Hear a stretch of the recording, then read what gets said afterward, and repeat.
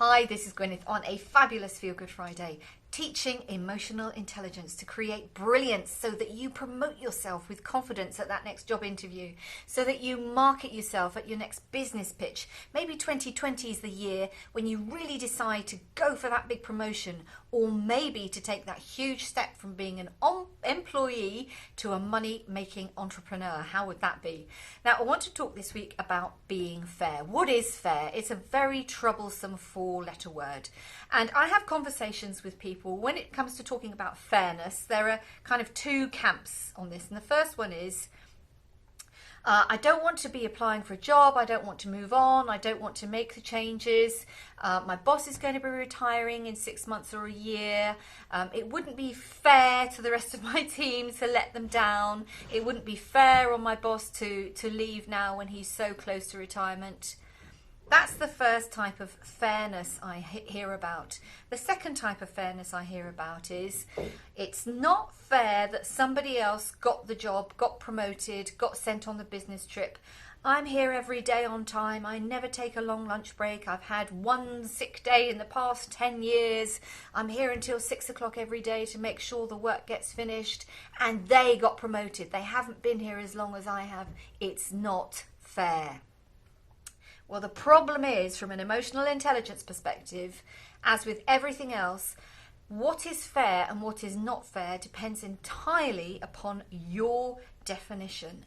And I can promise you that, well, I've never met a boss that has said to anybody, oh, by the way, I'm going to put my pension back 5 years because it wouldn't be fair to leave you. Or somebody in a team saying, I know we're right in the middle of the project, and actually I've had this fantastic, spectacular offer, but I know it wouldn't be fair to leave the rest of you.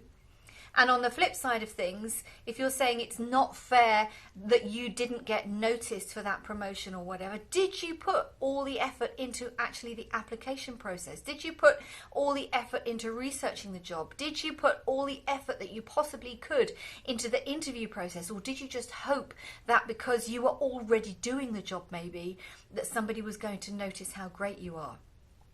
It doesn't work. So I'd like you to throw away that word fair.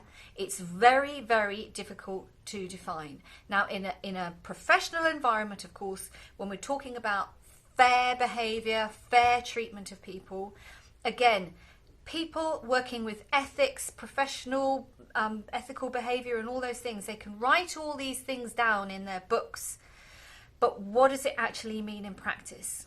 If you're really concerned about what's fair and what's not, if you're really concerned that something unfair is happening in the workplace, you have to do something about it. You have to have a conversation with somebody about it. Maybe you need a team conversation to actually come up with your own definition of what is fair and what is not.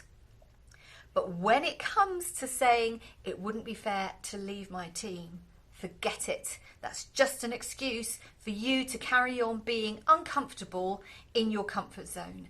And if you're talking about it not being fair for somebody else who got promoted, then really, can you put your hand on your heart and say you did everything you could? Because in my experience, usually the answer is no, because people depend on qualifications and work experience, and I'm a good employee.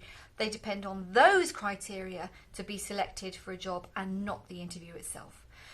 So there we are, lots of talk about fair this week. What does fair mean to you? What is fair treatment? Where does it start? Where does it stop?